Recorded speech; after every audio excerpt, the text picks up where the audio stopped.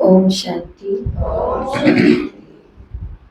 15 सितंबर 2025 बाबा ने कहा, मीठे बच्चे, बाप आए हैं तुम्हें कर्म अकर्म विकर्म की गुह्य गति सुनाने। जब आत्मा और शरीर दोनों पवित्र हैं तो कर्म अकर्म होते पतित होने से विकर्म होते हैं। प्रश्न, आत्मा पर कट चढ़ने का कारण क्या है? कट चढ़ी हुई है तो उसकी निशानी क्या होगी? उत्तर, कट चढ़ने का कारण है विकार। पतित बनने से ही कट चढ़ती। अगर अभी तक कट चढ़ी हुई है तो उन्हें पुरानी दुनिया की कशिश होती रहेगी। बुद्धि क्रिमिनल तरफ जाती रहेगी, याद में रह नहीं सकेंगे। ओम शांति। बच्चे इसका अर्थ तो समझ गए हैं। ओम शांति कहने से ये निश्चय हो जाता है कि हम आत्माएं यहाँ की रहवासी नहीं हैं। हम तो शांति धाम की रहवासी हैं। हमारा स्वधर्म शांत है। जब घर में रहते हैं तो यहाँ आकर के पाठ बजाते हैं। फिर क्योंकि शरीर के साथ कर्म करना पड़ता है। कर्म होते हैं दो। कौन कौन से? दो कर्म कौन से होते हैं? तो एक होते हैं अच्छे कर्म और दूसरे होते हैं बुरे कर्म। बुरा कर्म होता है रावण राज्य में। रावण राज्य में सबके कर्म विकर्म बन गए हैं। एक भी मनुष्य नहीं जिससे विकर्म ना होता हो।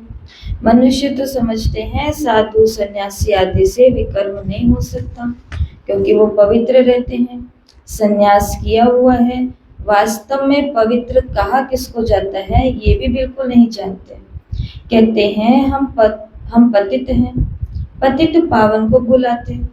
जब तक वो ना आए तब तक दुनिया पावन बन नहीं सकती। यहाँ ये पतित पुरानी दुनिया है, इसलिए पावन दुनिया को याद करते हैं। पावन दुनिया में जब जाएंगे तो पतित दुनिया को याद नहीं करेंगे। वो दुनिया ही अलग है। हर चीज नई से फिर पुरानी होती है। नई दुनिया में एक भी पतित हो न सके। नई दुनिया का रचयिता परम पिता परमात्मा, वही पतित पावन। तो उनकी रचना भी जरूर पावन होनी चाहिए। पतित सो पावन, पावन सो पतित, ये बातें दुनिया में किसी की भी बुद्धि में बैठ न सके। कल्प कल्प बाप भी आकर के समझाते हैं। तुम बच्चों में भी कई निश्चय बुद्धि होकर फिर संशय बुद्धि हो जाते हैं। माया एकदम हप कर लेती है। तुम महारथी हो ना? कंफर्म किया बाबा ने, जो बैठे हैं वो महारथी हैं या निश्चय बुद्धि से चलते चलते संशय बुद्धि बन सकते हैं? बोलो। पूरे महारथी नहीं बने ना? पूरे महारथी बन रहे हैं। लेकिन बाबा ने तो कहा तुम महारथी हो ना। महारथियों को ही भाषण पर बुलाते हैं, महाराजाओं को ही समझाना है। तुम ही पहले पावन पूज्य थे और अभी यह है पतित दुनिया। पावन दुनिया में भारतवासी ही थे। तुम भारतवासी आदि सनातन देवी देवता धर्म के डबल सिरताज संपूर्ण निर्विकारी थे। तो महारथियों को तो ऐसे ही समझाना होगा ना। इसी नशे से समझाना होता है भगवान नवाज। काम चिता पर बैठ सांवरे बन जाते, फिर ज्ञान चिता पर बैठने से गोरा बनेंगे। अब जो समझाते हैं वो काम चिता पर तो बैठ ना सके, परंतु ऐसे भी हैं जोरों को समझाते समझाते काम चिता पर बैठ जाते। आज ये समझाते, कल खुद विकार में पड़ते। माया बड़ी जबरदस्त है, बात मत पूछो। औरों को समझाने वाले खुद कामचिता पर बैठ जाते, फिर पछताते हैं ये क्या हुआ। बॉक्सिंग है ना। स्त्री को देखा और कशिश आई, काला मुंह कर दिया। माया बड़ी दुष्टर है। प्रतिज्ञा कर फिर गिरते हैं तो कितना 100 गुना दंड पड़ जाता है। वो तो जैसे कि शूद्र समान पतित हो गया। गाया भी जाता है, अमृत पीकर बाहर में जाए दूसरों को सताते थे, गंद करते थे। ताली 2 हाथ से बजती है, 1 हाथ से बज ना सके, दोनों खराब हो जाते हैं। फिर कोई तो समाचार देते हैं, कोई को फिर लज्जा आती है तो लज्जा के मारे समाचार ही नहीं देते हैं। समझते हैं कहाँ ब्राह्मण कुल का नाम बदनाम ना हो जाए। युद्ध में कोई हारते हैं तो हाहाकार हो जाता है, अरे इतने बड़े पहलवान को भी किसी ने गिरा दिया। ऐसे बहुत एक्सीडेंट होते रहते हैं। माया थप्पड़ मारती है, बहुत बड़ी मंजिल है ना। तो अब तुम बच्चे समझाते हो, जो सतो प्रधान गोरे थे वही कामचिता पर बैठने से काले तमो प्रधान बने हैं। राम को भी काला बनाते हैं। चित्र तो बहुत काले बनाते हैं, परंतु मुख्य की बात समझाई जाती है। यहाँ भी रामचंद्र का काला चित्र है। उनसे पूछना चाहिए कि काला क्यों बनाया है, तो कह देंगे ये तो ईश्वर की भावी है, ये तो चलता ही आया है। क्यों होता है, क्या होता है, जानते कुछ भी नहीं। अब तुमको बाप समझाते हैं। काम चिता पर बैठने से पतित दुखी वर्थ नोटे पैनी बन जाते। वो है निर्विकारी दुनिया और ये है विकारी दुनिया। तो ऐसे ऐसे समझाना चाहिए। ये सूर्यवंशी, ये चंद्रवंशी, फिर वैश्य वंशी बनना ही है। वाम मार्ग में आने से फिर देवता नहीं कहलाते। जगन्नाथ के मंदिर में ऊपर में देवताओं का कुल दिखाते हैं, ड्रेस देवताओं की और एक्टिविटी बड़ी गंदी दिखाते हैं। तो बाप जिन बातों पर अटेंशन खिंचवाते हैं, ध्यान देना चाहिए ना। जिन बातों पर बाबा खास ध्यान खिंचवा रहे हैं, तो हम बच्चों को भी उस बात पर ध्यान देना चाहिए। मंदिरों में बहुत सर्विस हो सकती है। श्रीनाथ द्वारे में भी समझा सकते हैं, पूछना चाहिए इनको काला क्यों बनाया है। ये समझाना तो बहुत अच्छा है। वो है गोल्डन एज, ये है आयरन एज। कट चढ़ी जाती है ना, तो अभी तुम्हारी कट उतर रही है। जो याद नहीं करते हैं उनकी कट भी नहीं उतरती। बहुत कट चढ़ी हुई होगी तो उसे पुरानी दुनिया की कशिश होती रहेगी। सबसे बड़ी कट चढ़ती है विकारों से। पतित भी उनसे ही बने हैं। तो अपनी जांच करनी है। हमारी बुद्धि क्रिमिनल तरफ तो नहीं जाती है। अच्छे अच्छे फर्स्ट क्लास बच्चे भी फेल हो पड़ते हैं। अभी तुम बच्चों को तो समझ मिली है। मुख्य बात है ही पवित्रता की। शुरू से लेकर के इस पर ही झगड़े होते आए हैं। तो बाबा ने समझाया है, ये तो युक्ति रची है। सब कहते थे हम ज्ञान अमृत पीने जाते हैं। ज्ञान अमृत है ही ज्ञान सागर के पास। शास्त्र पढ़ने से तो कोई पतित से पावन बन नहीं सकते। पावन बन फिर पावन दुनिया में जाना है। यहाँ पावन बन फिर कहाँ जाएंगे, तो लोग समझते हैं फलाने ने मोक्ष को पाया। उनको क्या पता, अगर मोक्ष को पा लिया तो फिर उनका क्रिया कर्म आदि तो नहीं कर सकते। यहाँ ज्योति आदि जगाते हैं तो उनको कोई तकलीफ ना हो। अंधेरे में ठोकरे ना खाएं। वो 12 दिन तक या कुछ भी दिन तक वो दिया जलता है, तो वो दिया किस लिए जलता है कि इनके रास्ते में रोशनी रहे, अंधेरा ना आ जाए। तो बाबा ने कहा जब उनका रास्ता ही मोक्ष की तरफ है, तो कौन सा रास्ता और उस रास्ते में अंधेरा कौन सा है, बाबा ने क्लियर किया है। आत्मा तो एक शरीर छोड़ करके दूसरा जाकर के लेती है, 1 सेकंड की बात है। तो अंधियारा फिर कहाँ से आया। तो ये रस्म चली आती है, तुम भी करते थे, अब तुम नहीं करते हो। तुम जानते हो शरीर तो मिट्टी हो गया, वहां ऐसी रस्म रिवाज नहीं होती। आजकल रिद्धि सिद्धि की बातों में कुछ रखा नहीं है। समझो कोई को पंख आ जाते, उड़ने लगते, अच्छा फिर क्या, उससे फायदा क्या मिलेगा। बाबा ने कहा कोई रिद्धि सिद्धि हो गई और पीछे 2 पंख निकल करके आ गए, उस विद्या से, उस मंत्र से या जो भी है। बाबा ने कहा फिर उससे क्या फायदा होएगा। फायदा ये होगा कि पेट्रोल बच जाएगा, कहीं भी जाना होगा तो इस या थकावट नहीं होगी। 2 के अलावा क्या फायदा है। प्रभु मिलन के अंदर या आत्म उन्नति के अंदर या विकारों को खत्म करने के अंदर या जन जन का कल्याण करने के अंदर पंख लगने से कोई फायदा होएगा। बाबा ने कहा बताओ बताओ तो कोई फायदा होगा, हाँ या ना, कुछ तो बोलो। नहीं होगा। रिद्धि सिद्धि का भी कोई 15-20 मिनट तक कहीं ठीक है, कोई स्नान तक ही होगा, बाहर हो ही नहीं सकता। बाहर हो नहीं सकता। और पुष्पा बहन, फायदा होएगा कोई पंख लग जाए रिद्धि सिद्धि से?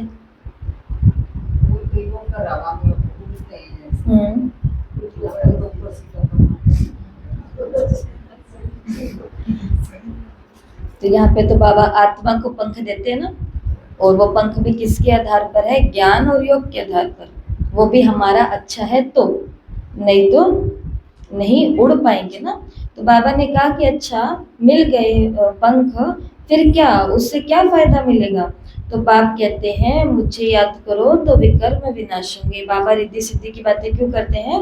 क्योंकि कई बाबा के पास आते हैं तो वो ये चलते चलते बातें पूछते हैं ना, कि क्या आप हमें ये भी सिखाओगे, क्या आप हमें ये भी बताओगे, हमारा ये वाला काम है, क्या ये ऐसे हो जाएगा? वहां पे तो ऐसी रिद्धि होती है, हम पहले वहां जाते थे, ये होता था, यहाँ पर भी होएगा? तो बाबा उन बातों को क्लियर कर रहे हैं कि यहाँ पर बाबा हमको कोई भी प्रकार की रिद्धि सिद्धि ऐसी बातें नहीं सिखाते हैं। यहाँ पर तो आत्मा को पतित से पावन कैसे बनना है, वो योग अग्नि है। नॉलेज से धन मिलता है और योग से एवर हेल्दी पवित्र, ज्ञान से एवर वेल्दी धनवान बनते हैं। योगी की आयु हमेशा बड़ी होगी, भोगी की आयु कम होगी। श्री कृष्ण को योगेश्वर कहते हैं। ईश्वर की याद से कृष्ण ऐसा बना, उनको स्वर्ग में योगेश्वर नहीं कहेंगे, वो तो प्रिंस है। पास्ट जन्म में ऐसा कर्म किया है जिससे ये बना है। कर्म अकर्म विकर्म की गति भी बाप ने समझाई है। आधा कल्प है राम राज्य, आधा कल्प है रावण राज्य। तो विकार में जाना ये है सबसे बड़ा पाप। सब भाई बहन है ना, आत्माएं सब भाई भाई हैं। भगवान की संतान होकर फिर क्रिमिनल असॉल्ट कैसे कर सकते? हम भी के विकार में नहीं जा सकते, तो इस युक्ति से ही पवित्र रह सकते हैं। तुम जानते हो अभी रावण राज्य खत्म होता है, फिर हर एक आत्मा पवित्र बन जाती है। उसको कहा जाता है घर घर में सोच रहा। तुम्हारी ज्योति जगी हुई है, ज्ञान का तीसरा नेत्र मिला है। सत्युग में सब पवित्र रहते हैं। यहाँ भी तुम अभी समझते हो, दूसरों को समझाने की बच्चों में नंबरवार ताकत रहती है, नंबरवार याद में रहते हैं। राजधानी कैसे स्थापन होती है, कोई की बुद्धि में ये नहीं होगा। तुम सेना हो ना, जानते हो याद के बल से पवित्र बन हम राजा रानी बन रहे हैं। फिर दूसरे जन्म में गोल्डन स्पून इन माउथ होगा। बड़ा इम्तिहान पास करने वाले मर्तबा भी बड़ा पाते हैं। फर्क पड़ता है ना, जितनी पढ़ाई उतना सुख। पढ़ाई अगर बहुत बड़ी है तो प्रारब्ध भी बहुत बड़ी है। यहाँ तो भगवान पढ़ाते हैं ये नशा चढ़ा हुआ रहना चाहिए। चौक चीनी मिलता है तो चौक चीनी एक भोजन ताकत का जो माल होता है। बाबा ने कहा यहाँ तो तुम्हें बहुत नशा रहना चाहिए। किस बात का? कि हमें कौन पढ़ाते हैं? भगवान पढ़ाते हैं।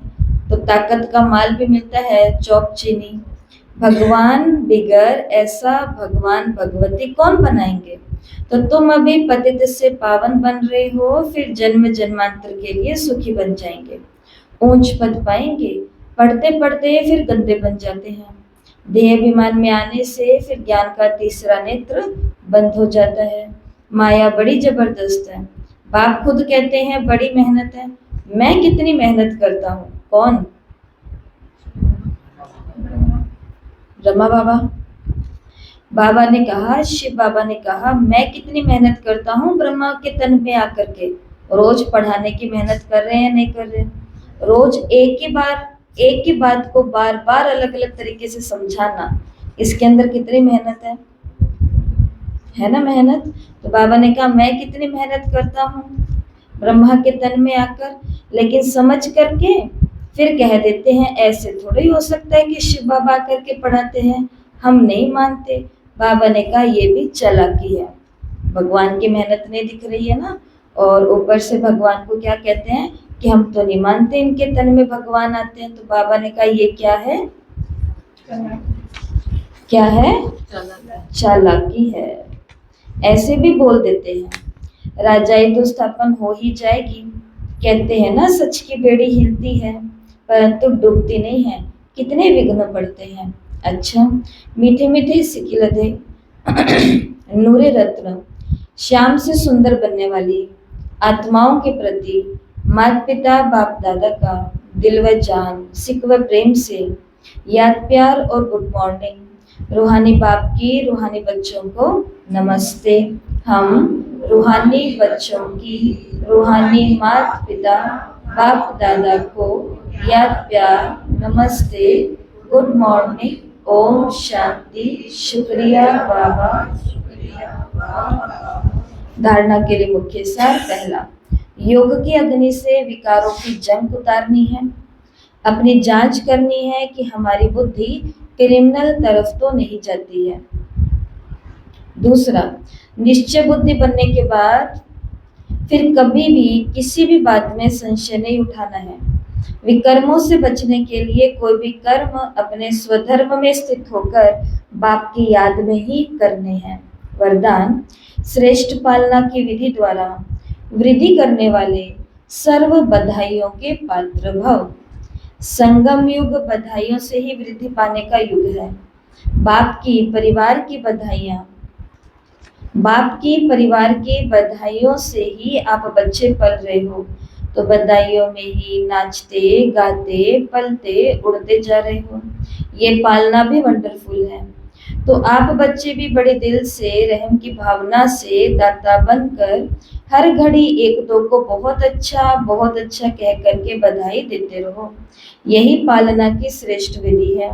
इस विधि से सिद्धि की पालना करते रहो तो बधाइयों के सर्व की पालना करते रहो तो बधाइयों के पात्र बन जाएंगे। स्लोगन, अपना सरल स्वभाव बना लेना यही समाधान स्वरूप बनने की सहज विधि है।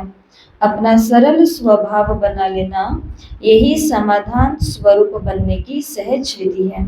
मातेश्वरी जी के अनमोल महावाक्य हैं, पुरुषार्थ और प्रारब्ध बना हुआ अनादि ड्रामा है। तो मम्मा ने कहा, पुरुषार्थ और प्रारब्ध दो चीजें हैं। पुरुषार्थ से ही प्रारब्ध बनती है, मेहनत से ही भाग्य बनता है। ये अनादि सृष्टि का चक्र फिरता रहता है। जो आदि सनातन भारतवासी पूज्य थे वही फिर पुजारी बने, फिर वही पुजारी पुरुषार्थ कर पूज्य बनेंगे। ये उतरना और चढ़ना अनादि ड्रामा का खेल बना हुआ है। किसी जिज्ञासु ने मम्मा से पूछा, मातेश्वरी मेरा ये प्रश्न उठता है कि जब ये ड्रामा ऐसा बना हुआ है तो फिर अगर ऊपर चढ़ना होगा तो आप ही चढ़ेंगे, फिर पुरुषार्थ करने से क्या फायदा हुआ? जो चढ़ेंगे फिर भी गिरेंगे, तो इतना पुरुषार्थ करना ही क्यों? सही बात है। मातेश्वरी आपका कहना है कि ये ड्रामा हूबहू रिपीट होता है, तो क्या ऑलमाइटी परमात्मा सदा ऐसे खेल को देख करके खुद थकता नहीं है? जैसे 4 ऋतुओं में सर्दी गर्मी आदि का फर्क रहता है, तो क्या इस खेल में फर्क नहीं पड़ेगा? तो मम्मा ने बोला, मातेश्वरी ने बोला, बस यही तो खूबी है इस ड्रामा की, हूबहू रिपीट होता है। और ये ड्रामा में और भी खूबी है, जो रिपीट होते हुए भी नित्य नया लगता है। अरे ये क्या हुआ, ये क्या हो रहा है? हर दिन हर ड्रामा के सीन में क्या लगता है? आश्चर्य, ये हो क्या रहा है? नया लग रहा है या पुराना लग रहा है हमको? ये मुरली नई लग रही है या लग रहा है कि हर कल्प में पता नहीं कितनी बार मैं ये मुरली सुन करके आई हूँ, बोर हो रही हूँ। एक एक शब्द क्या है? नया है। जैसे आज जिज्ञासु और मम्मा की बात, हमने तो 12 साल के अंदर पहली बार ही ऐसा देखा है कि जिसके अंदर मम्मा और जिज्ञासु दोनों की, जैसे आजकल पॉडकास्ट होते हैं इंटरव्यू, उस पॉडकास्ट के अंदर बातचीत के अंदर क्या होता है, एक तरफ प्रश्न करने वाला बैठा होता है, एक तरफ जवाब देने वाला बैठा होता है। उसको जो भी प्रश्न उठ रहे हैं वो प्रश्न उसके खुद के मन के नहीं होते हैं, वो बहुतों के बिहाफ से वो प्रश्न उसके पास होते हैं। प्रश्न उठ रहे हैं और जो बैठा हुआ है वो बैठ करके उनका क्या दे रहा है, एक एक प्रश्न का उत्तर दे रहा है। तो ये पॉडकास्ट का रिवाज जो आज शुरू हुआ है, ये कब से शुरू हो चुका था? मतलब 1965 से पहले की बात है। ये मुरली जो चल रही है जिज्ञासु और मम्मा की बातचीत वाली, मम्मा ने 1965 के अंदर ही शरीर छोड़ा था ना। ये बातें कब की है? तब की। तो पॉडकास्ट इंटरव्यू कब से हो रहे हैं? और ये प्रश्न तब से बना हुआ है कि जब गिरना ही है तो चढ़ना क्यों? जब ड्रामा हूबहू बना हुआ है तो पुरुषार्थ करना ही क्यों? तो ये प्रश्न अभी तक पुराना नहीं हुआ है। सही है कि नहीं है? इसलिए मम्मा ने कहा कि कमाल यही तो है खूबी इस ड्रामा की, कि पहली बात ये रिपीट तो होता है, लेकिन रिपीट होने के बाद भी नित्य ये नया ही लगता है। पहले तो अपने को ये शिक्षा नहीं थी, लेकिन जब ये नॉलेज मिली तो जो जो भी सेकंड बाय सेकंड चलता है, भल हूबहू कल्प पहले वाला चलता है, परंतु जब उसको साक्षी होकर के देखते हैं तो नित्य नया समझते हैं। अभी सुख दुख दोनों की पहचान मिल गई है, इसलिए ऐसे नहीं समझना अगर फेल होना ही है तो फिर पढ़े ही क्यों, ऐसा तो कोई नहीं समझता कि फेल होना ही है तो पढ़ना ही क्यों। नहीं, मम्मा ने कहा नहीं, फिर तो ऐसे भी समझें कि अगर खाना मिलना होगा तो आप पे ही मिलेगा, कमाने की इतनी मेहनत करनी ही क्यों। सही है ना? पर पुरुषार्थ के अंदर हम सभी को प्रश्न उठते हैं कि भाई जब सतयुग के बाद में, त्रेता के बाद में द्वापर कलयुग आना ही है, विकारों में गिरना ही है, तो इन विकारों को छोड़ना ही क्यों। मम्मा ने कितना अच्छा उदाहरण दिया कि अगर खाना मिलता ही है और भाग्य में अगर खाना मिलना ही होगा तो फिर आज नौकरी पर जाकर के कमाई करना ही क्यों। सही है कि नहीं सही है? ये मम्मा के उत्तर है। वैसे हम भी देख रहे हैं कि अब चढ़ती कला का समय आया है, वही देवता घराना स्थापन हो रहा है, तो क्यों ना अभी ही वो सुख ले लें। जैसे देखो, अब कोई जज बनना चाहता तो जब पुरुषार्थ करेगा तभी तो उसको जज की डिग्री हासिल करेगा ना। अगर उसमें फेल हो गया तो मेहनत ही बर्बाद हो जाती है, परंतु इस अविनाशी ज्ञान में फिर ऐसा नहीं होता। जरा भी इस अविनाशी ज्ञान का विनाश नहीं हो सकता। करके इतना पुरुषार्थ ना कर, देवी घराने में भी ना आवे, परंतु अगर कम पुरुषार्थ किया तो वो भी सत्युगी दैवी प्रजा में आ सकते हैं। बाबा तो 100% बातें मुरले में बताएगा, निमित्त आत्मा भी 100% ही बताएंगे, क्योंकि वो बाबा को कॉपी करते हैं।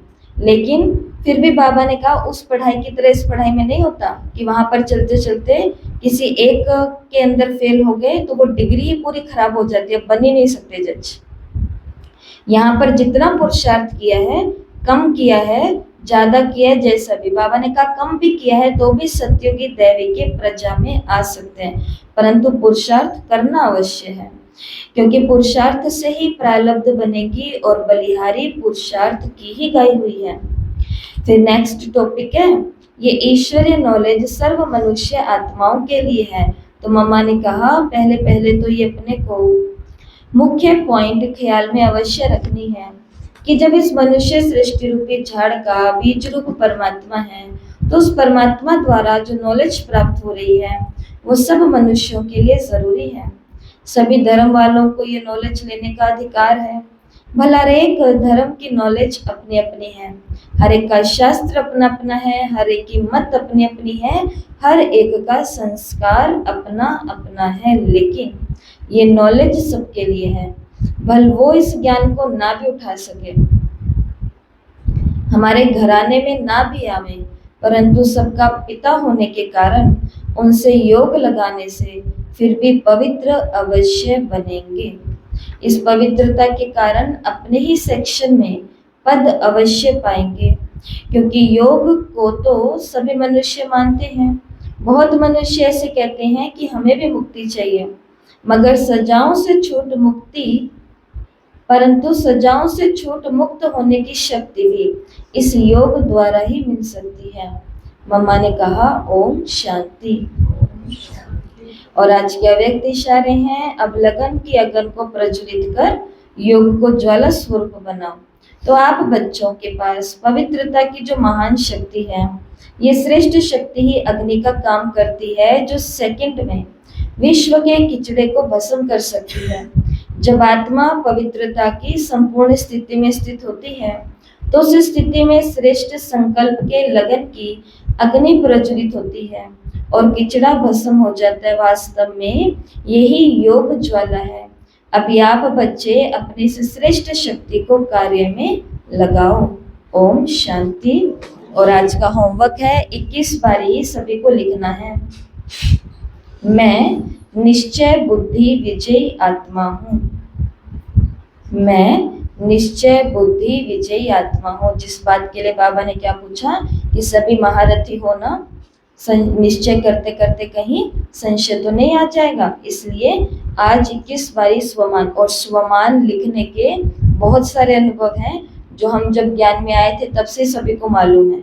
जो भी मधुबन से हम समाधान की, सूरज भाई जी की, या जिन भी सीनियर्स की क्लासेस देखते हैं, यहाँ तक ब्रह्मा बाबा के जीवन की भी शुरुआत का जो समय रहा है, कई साल, वो सिर्फ किस में ही रहे हैं, मैं आत्मा हूँ, मैं आत्मा हूँ, स्वमान में ही रहे हैं। इसलिए स्वमान के ऊपर भी अटेंशन देना है, लिखने से स्थिति बनती है। तो 21 बारी लिखना है, मैं निश्चय बुद्धि विजयी आत्मा हूँ। और आज एक चिंतन का काम है और एक करने वाला काम है प्रैक्टिकली। तो चिंतन सबको करना है कि क्या मेरी बुद्धि पुरानी दुनिया की कशिश में जाती है या नई दुनिया की समृद्धि में रहती है। पुरानी दुनिया का मतलब वो हर पुरानी बात जो मुझे ज्ञान योग से हटाती है।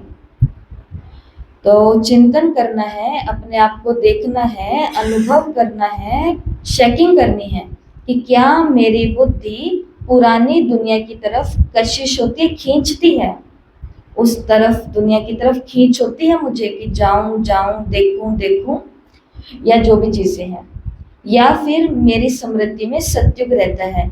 या सभी को चेकिंग करनी है। करेंगे सभी चेकिंग करेंगे। और तीसरा काम है, सभी को बहुत अच्छा कि आज बधाई देनी है। आप बहुत अच्छे हो, कम से कम एक आत्मा को। ऐसे नहीं, यहाँ पे तो बड़ी आसान काम है, यहाँ पे तो बधाई देना, मुबारक देना आसान है। आज आ गए, आप बहुत अच्छे हो, आप आज मुरली में आ गए, बधाई हो, आप बहुत अच्छे हो, आपको बधाई हो। तो ऐसे आज सबको ही बधाई देनी है, परंतु एक आत्मा को तो जरूर देनी है। और वो एक आत्मा कौन सी है ना? मैं भी बहुत अच्छी हूँ, सही है। कई हीन भावना में ही बैठे रहते हैं, मैं अच्छी नहीं हूँ, नहीं हूँ, नहीं हूँ, तो इसलिए खुद को भी बधाई देनी है, मैं अच्छी हूँ। तो मैं अच्छा हूँ, या आप अच्छे हो, आप अच्छे हो, आप अच्छे हो, ये किसको कहना है? जो आत्मा अब इस फीलिंग के अंदर चल रही है कि हम उन्हें अच्छा नहीं मानते हैं, हमारी नजरों में वो अच्छे नहीं हैं, ऐसा सामने वाले को लगता है। जैसे बच्चों को लगता है कभी कभी कि मम्मी को तो वही बच्चे अच्छे लगते हैं, मम्मी को तो वही बच्चा अच्छा लगता है, उसी की तारीफ करते रहते हैं, उसी के उदाहरण देते हैं। तो बच्चे को क्या फीलिंग आती है? वास्तव में माँ का कहने का मतलब ये होता नहीं है। माँ कहती किस लिए? मोटिवेट करने के लिए, कि उसको देख करके इसको भी कुछ समझ में आ जाए। परंतु बच्चा क्या समझता है कि माँ मुझे कह रही है कि वो अच्छा है और तुम अच्छे नहीं हो। इसके लिए ऐसी जो भी आत्माएं हैं, घरों में होती है, परिवारों में होती है, हमारे आसपास में रह रही होती हैं, जिसने ऐसा समझा हुआ है कि हम समझते हैं कि वो अच्छे नहीं है, लेकिन हम जानते हैं कि वो सच में बहुत अच्छे हैं। तो ऐसी आत्मा के पास जा करके भी उसको क्या देनी है? आज बधाई देनी है। किस बात की? कि आप बहुत अच्छे हो, आप बहुत अच्छे हो, आप बहुत अच्छे हो। और चैरिटी बिगिंस एट होम। पहले तो अपने घर वालों को ही कहना कि आप बहुत अच्छे हो, हमारी तरफ से आपको अच्छे का ही सर्टिफिकेट मिला हुआ है। ठीक है? तो मैं तो अपनी शुरुआत कर लेती हूँ, क्योंकि मैं तो क्लास में ही बैठी हूँ, स्टूडेंट सामने हैं। तो एक एक स्टूडेंट, कुसुम बहन बहुत अच्छे हो आप, पिंकी बहन बहुत अच्छे हो, हरी माता जी आप बहुत अच्छे हो, अंजलि बहन आप बहुत अच्छे हो, लक्ष्मी बहन बहुत अच्छे हो आप, विमला माता जी आप बहुत अच्छे हो, लता बहन आप बहुत अच्छे हो, पार्वती बहन आप बहुत अच्छे हो, पुष्पा बहन आप बहुत अच्छे हो, राज बहन आप बहुत अच्छे हो, सुरेंद्र भाई जी आप बहुत अच्छे हैं, राजकुमार भाई जी आप बहुत अच्छे हैं, इंदिरा बहन आप बहुत अच्छे हो, कमलेश बहन आप बहुत अच्छे हो, अंजू बहन आप बहुत अच्छे हो। ठीक है? आप भी बहुत अच्छे हो। बहुत बहुत अच्छे हो, ठीक है। तो ऐसी आज हमें, हाँ बहुत अच्छे। शिव बाबा और ब्रह्मा बाबा को हम इस कैटेगरी में नहीं रख सकते हैं। उसके पीछे का कारण है क्योंकि अच्छे की कैटेगरी में वही आता है जो कभी बुरा बन सकता है या कभी बुरा होगा, विलोम उसी का ही बनता है। लेकिन ब्रह्मा बाबा और शिव बाबा इस कैटेगरी से बिल्कुल बाहर हैं। उनको हम नहीं कह सकते कि बाबा अच्छे हैं, क्योंकि ये कहना भी बाबा की इंसल्ट होगी। इसलिए अपने से, अपने जो गुरुजन होते हैं, अपने जो बड़े होते हैं, अपने से जो विशिष्ट होते हैं, या परमात्मा होते हैं, या परमात्मा के अनन्य बच्चे होते हैं, उनको ये कहना कि आप बहुत अच्छे हो, इसका मतलब हमने उनके लिए बुरा समझा हुआ है, तभी हमें कहना पड़ रहा है कि आप भी अच्छे हो। मतलब ये हो सकता है, विलोम निकल सकता है, इसके लिए ये यहाँ नहीं आएगा। और लेकिन ये हमारे आपस में जरूर आएगा, क्योंकि हमारे संस्कार स्वभावों का खेल चल रहा है ना, इसलिए आपसे प्रेम बनाए रखने के लिए ये बधाइयाँ दी जाती है। समझ रहे हैं ना हम इस बात को? उससे तो हमारा प्रेम है ही, उससे हमारा प्रेम टूट ही नहीं सकता किसी भी हाल के अंदर, भले हमारे साथ कुछ भी हो जाए। लेकिन बाबा हमारी बुद्धि से अब निकल नहीं सकता इस संगम युग में, तो मरते दम तक। लेकिन हम एक दूसरे की बुद्धि से जरूर निकल सकते हैं। इसलिए बधाई किसको देनी है? बहुत अच्छे हो, बहुत अच्छे हो, बहुत अच्छे हो। क्योंकि जब तक संगम युग है, बहुत अच्छे बन करके हमें भगवान के बहुत अच्छे अच्छे काम करने हैं। जो एक काम करेगा वो अगर 10 अच्छे लोग मिलकर के करेंगे तो उस कार्य के अंदर क्या आ जाएगी? चौक चीनी, ताकत वाला माल बन जाएगा, ताकत आ जाएगी। ठीक है, तो ये काम है तो अपने लौकिक परिवार वालों को भी सभी कह सकते हैं, और खास ऐसे व्यक्ति को तो जरूर आपको कहना है आपके घर परिवार में जिसको ये सुनने की आवश्यकता है। ठीक है, ओम शांति।